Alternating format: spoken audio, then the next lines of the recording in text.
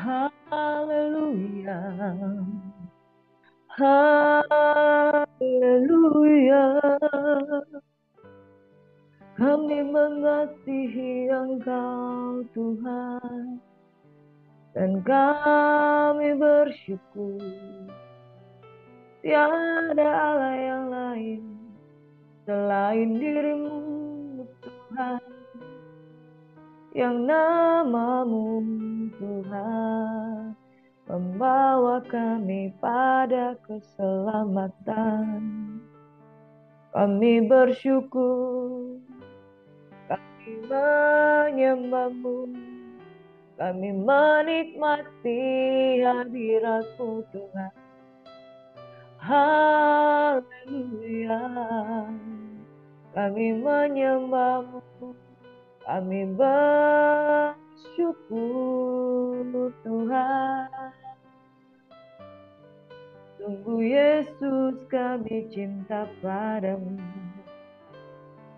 Selamat pagi Bapa, selamat pagi Yesus Roh Kudus, Tritunggal Allah yang Maha Kudus. Kami mengangkat tangan kami. Kami sambut berkat, hadiran, dan kekuatan yang baru daripadamu Tuhan. Sebab di dalam nama Yesus ada keselamatan, ada jaminan kekal. Barang siapa lari kepadamu Tuhan, maka kami akan beroleh selamat yang daripadamu. Engkau yang menghibur kami di tengah-tengah kesusahan. Engkau yang memberikan kami kekuatan baru di saat kami tidak sanggup untuk berdiri tegak, berdiri teguh di dalam Engkau. Bapa, terima kasih buat pagi hari ini. Biarlah kebenaran firman-Mu menjadi kekuatan di dalam hidup kami. Kami sambut berkat firman-Mu dalam nama Yesus. Haleluya.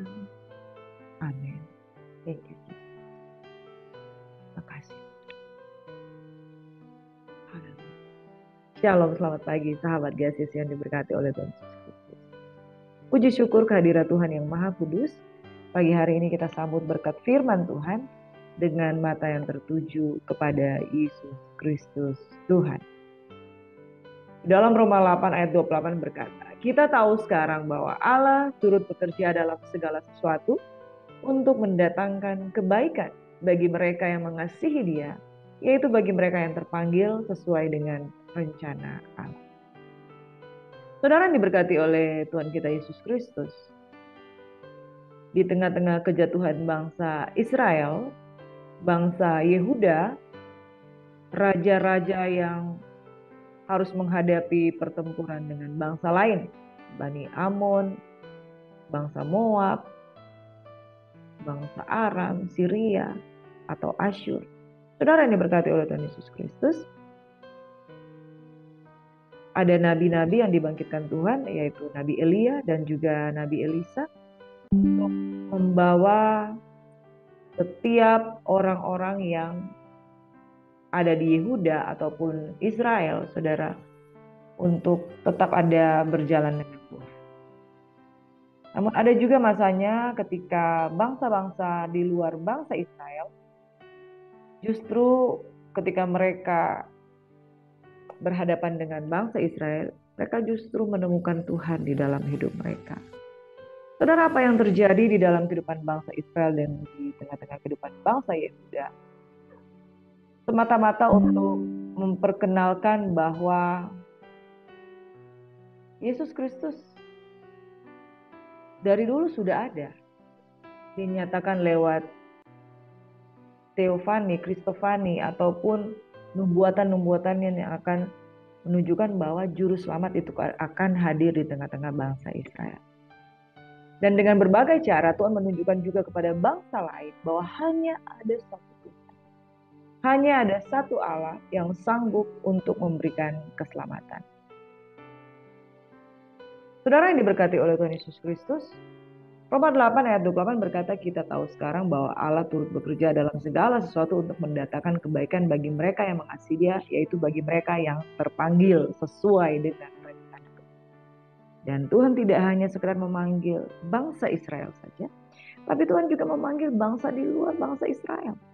Bahkan di tengah-tengah bangsa yang dikatakan kafir, ada orang-orang yang dipilih Tuhan. Supaya dengan demikian dia memperkenalkan bahwa Tuhan itu benar-benar ada, Tuhan itu benar-benar berkuasa, dan Tuhan sanggup melakukan segala sesuatu sehingga tidak ada satupun bangsa yang dapat menyangkal kekuasaan Tuhan di tempat yang maha tinggi.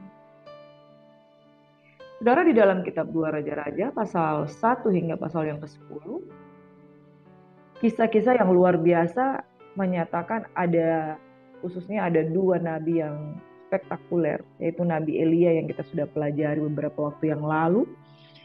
Dia memiliki doa yang penuh dengan kuasa ketika dia berkata hujan tidak turun, maka hujan tidak turun. Dan ketika dia berdoa dengan penuh kuasa, maka hujan turun.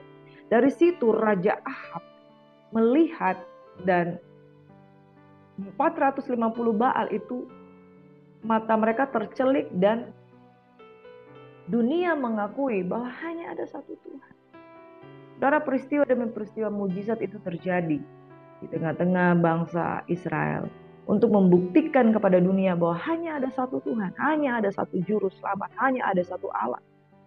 Nah, saudara, setelah Nabi Elia, dia naik ke surga, ada seorang bernama Nabi Elisa. Elisa yang memiliki mujizat double portion, dia melakukan mujizat dan tercatat di Alkitab 2 kali lebih banyak daripada Nabi Elia. Nabi Elia yang dahsyat, luar biasa dipakai Tuhan. Nabi Elisa lebih lagi dipakai Tuhan karena dia mendapatkan double portion. Dan sekalipun dia secara perawakannya tidak menunjukkan tampang yang bagus, sehingga ada banyak anak-anak Betel mencemoohkan dia, tetapi dia adalah hamba Tuhan yang luar biasa. Melalui Nabi Elisa ini Tuhan menunjukkan di tengah-tengah bangsa Israel, di sana ada Tuhan.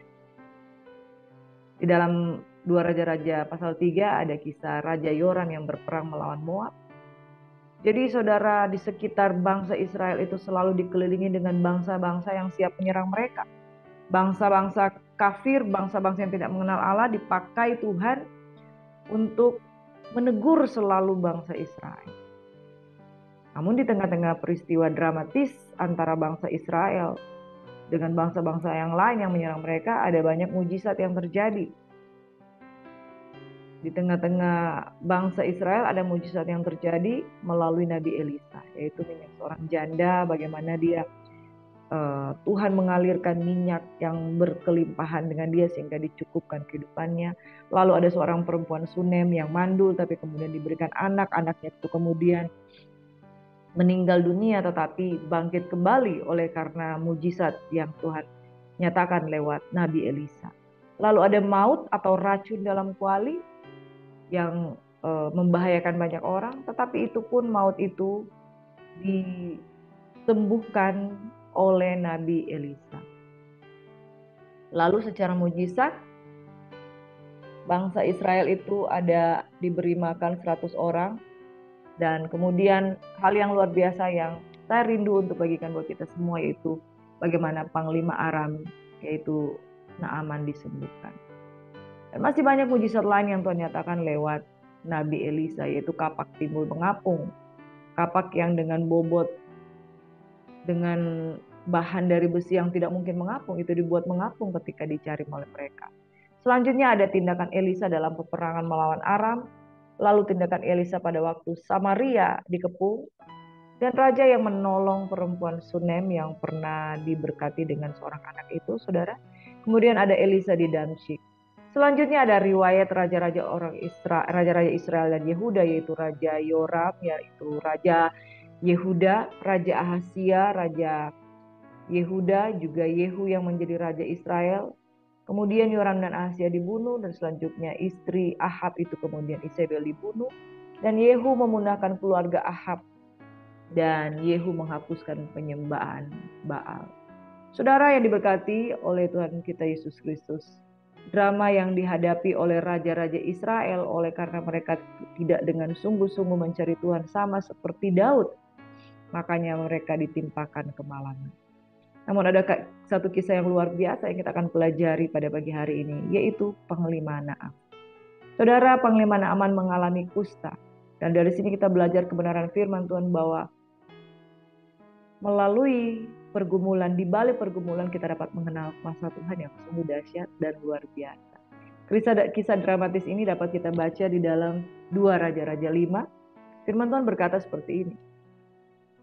Naaman disembuhkan. Naaman adalah panglima Raja Aram, adalah seorang terpandang di hadapan tuannya dan sangat disayangi. Sebab oleh dia Tuhan telah memberikan kemenangan kepada orang Aram. Tetapi orang itu seorang pahlawan tentara sakit kusta. Orang Aram pernah keluar bergerombolan dan membawa tertawan seorang anak perempuan dari negeri Israel. Ia menjadi pelayan pada istri Naaman. Jadi saudara yang diberkati, Naaman ini adalah seorang yang disayangi karena melalui dia, Tuhannya Allah Israel itu memberikan kemenangan kepada bangsa Arab. Tetapi sayangnya seseorang yang disebut sebagai pahlawan ini menjadi sakit. Dan dia sakit kusta. Saudara, apa yang Tuhan izinkan terjadi kepada dia bukan secara kebetulan, tapi apa yang diizinkan Tuhan untuk menyatakan mujizat yang berasal dari Allah Israel. Tidak secara kebetulan juga ketika orang Aram pernah keluar bergerombolan, dia menawan seorang anak perempuan, anak Israel. Nah, anak perempuan ini jadi pelayan di rumah Naaman. Dia melayani istri Naaman. Lalu pada waktu orang Israel ini, anak perempuan Israel ini mendengar bahwa suami dari nyonyanya, yaitu Panglima Naaman itu sakit, dia membawakan sebuah message. Sekiranya tuanku menghadap nabi yang di Samaria itu, maka tentulah nabi itu akan menyembuhkan dia dari penyakitnya. Lalu pergilah Naaman memberitahukan kepada tuannya, katanya, beginilah dikatakan oleh gadis yang dari negeri Israel itu. Maka jawab Raja Aram, baik, pergilah dan aku akan mengirimkan surat kepada Raja Israel. Lalu pergilah Naaman dan membawa sebagai persembahan 10 talenta perak dan 6.000 shikal emas dan 10 potong pakaian. Ia menyampaikan surat itu kepada Raja Israel. Jadi antara dua raja, yaitu Raja Aram dan Raja Israel. Oleh karena perkataan dari anak perempuan Israel ini disampaikan kepada Naaman, Naaman pun menyampaikan kepada rajanya, yaitu Raja Aram. Lalu Raja Aram itu mengirim surat. Karena berita yang dibawa oleh anak perempuan Israel ini bahwa di Israel ada seorang nabi yang dapat menyembuhkan. Nah saudara, pada zaman itu kalau yang namanya orang sakit kusta itu tidak ada obatnya. Namanya penyakit kusta itu bahkan dijauhi oleh orang lain. Bahkan orang Israel menganggap najis sebuah penyakit kusta. Dan dianggap bahwa penyakit ini tidak bakal sembuh. Kecuali oleh karena mujizat. Dan anak perempuan ini adalah seorang anak-anak, ya mau dibilang anak remaja, anak perempuan. Nah bisa dikatakan dia seorang anak yang belum cukup umur lah untuk mengetahui yang namanya mujizat.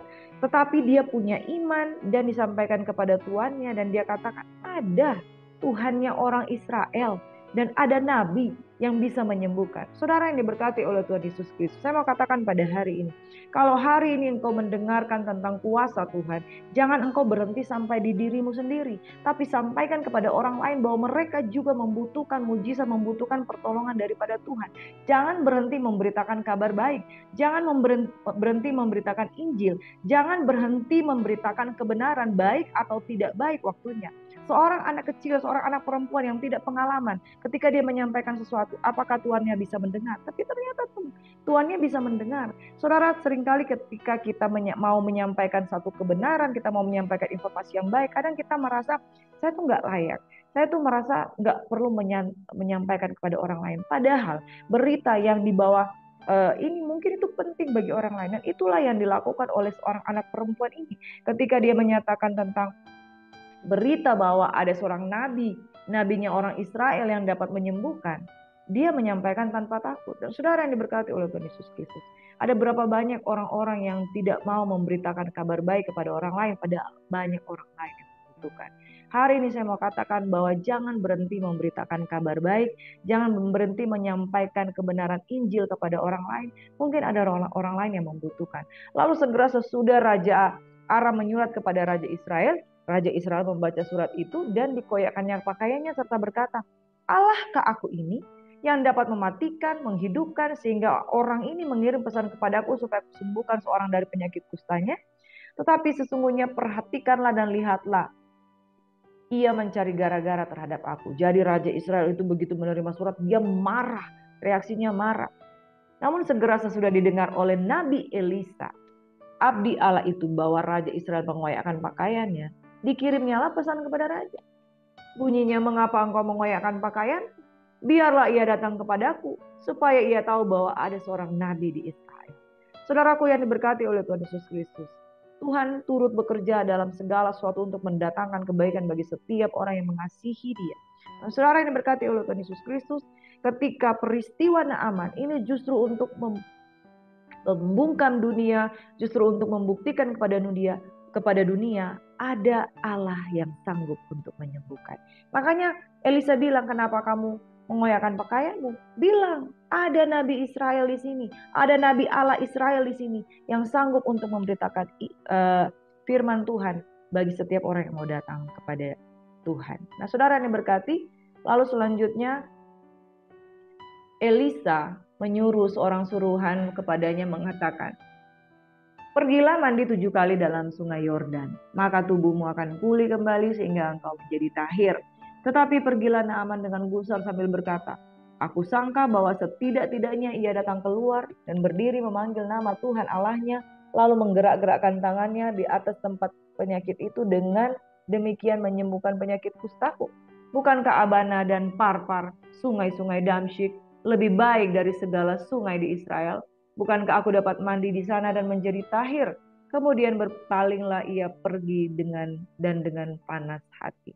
Saudaraku, pada waktu dia mau bertemu dengan Elisa, Elisa tidak mau ketemu dengan Naaman. Dia cuma bilang, sampaikan kepada Naaman, mandi 7 kali di sungai Yordan, maka tubuhmu akan pulih kembali sehingga engkau menjadi tahir.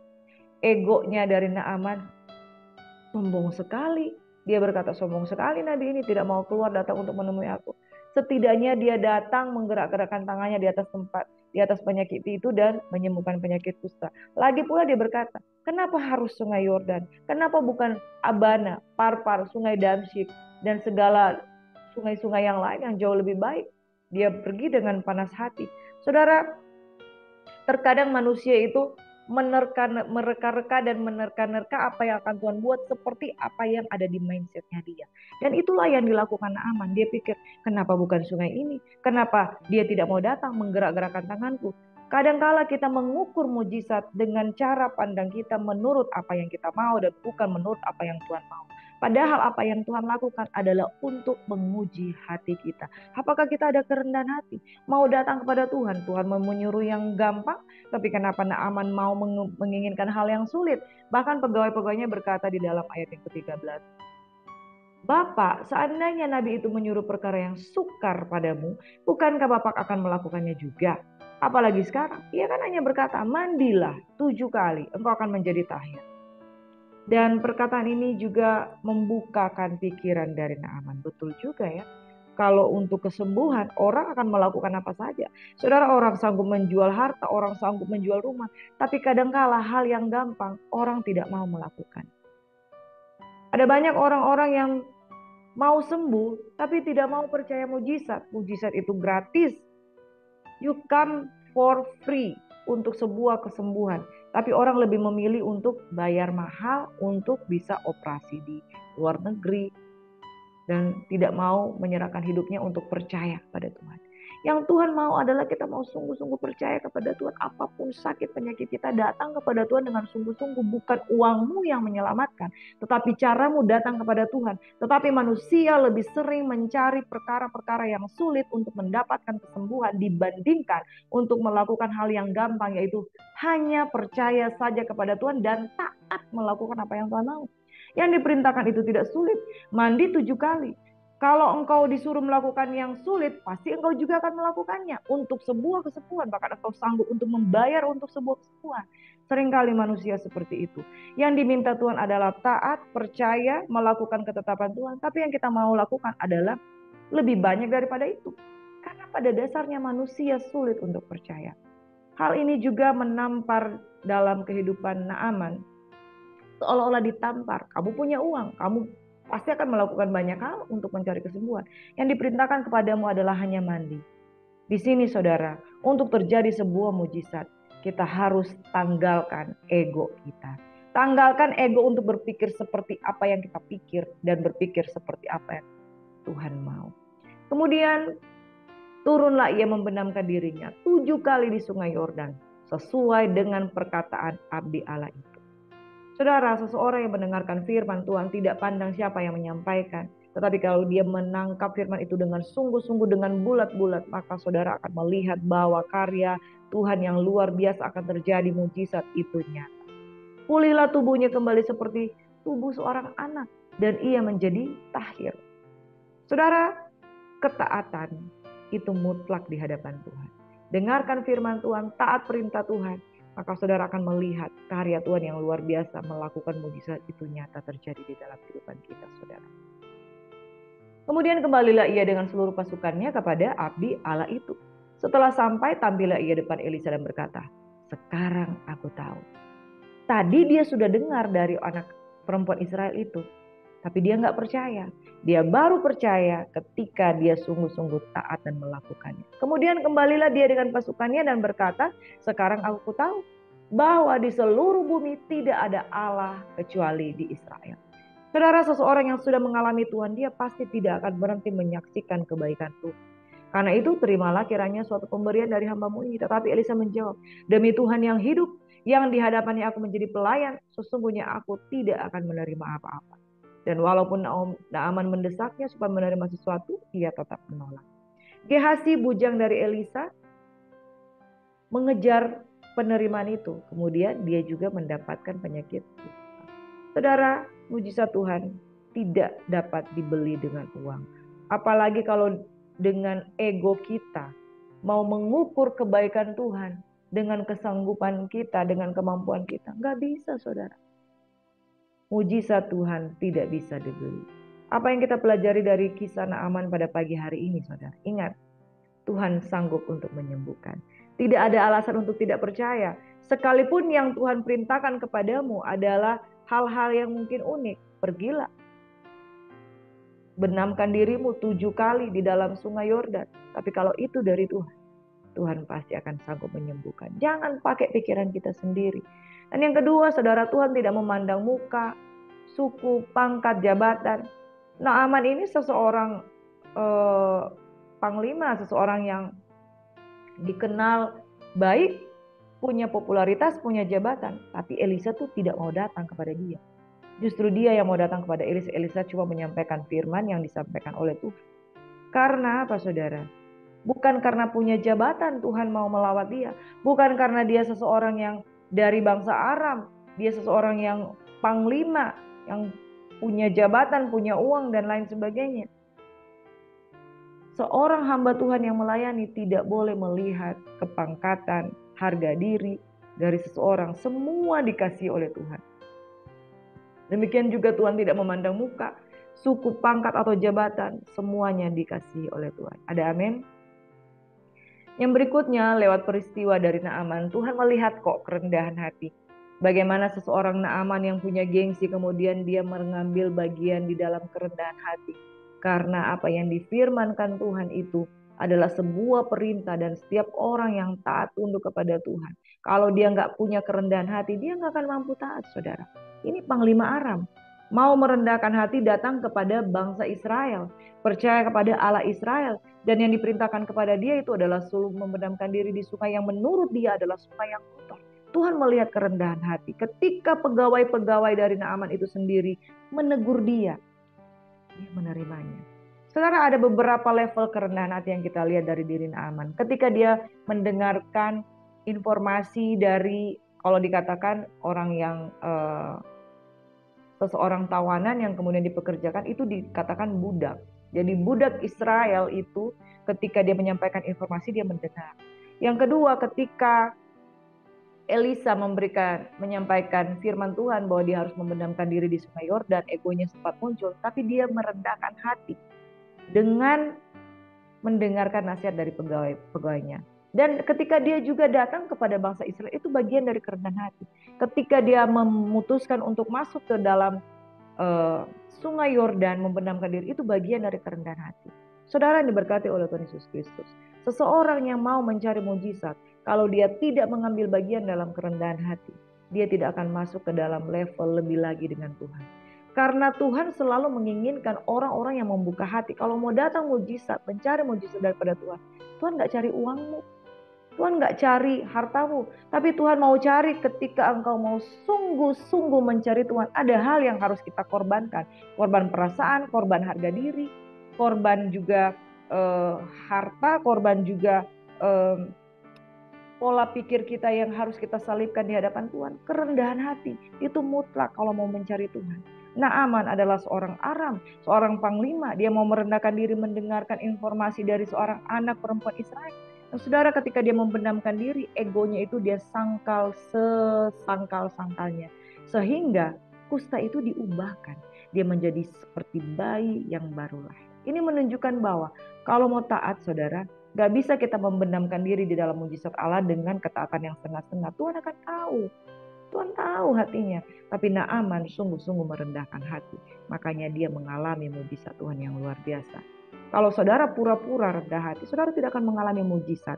Tapi Naaman itu sungguh-sungguh menerobos dirinya. Dia memang sombong. Dia tidak mau masuk ke sungai Yordan. Tapi dia merendahkan hatinya. Sehingga ketika dia masuk ke sungai Yordan, Tuhan lihat hati. Dan mujizat itu nyata. Mujizat terjadi menurut cara Tuhan, bukan menurut cara kita. Kalau menurut kacamata dari Naaman, ada banyak kok sungai-sungai yang lebih bagus. Tapi dia mau merendahkan hati. Oke, Tuhan kasih cara ini, aku lakukan. Do it on God's way. Lakukan menurut caranya Tuhan. Dan terjadi mujizat.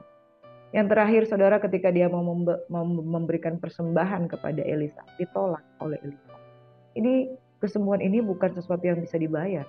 Kesembuhan ini bukan karena engkau kaya, engkau diberkati, dan ketika engkau mengembalikan sesuatu untuk Tuhan, maka engkau akan mendapatkannya. No, kuasa Tuhan tidak dapat dibeli. Makanya ketika Elisa bilang no, Gehazi maju dan menerima uang tersebut, Gehazi kena kusta.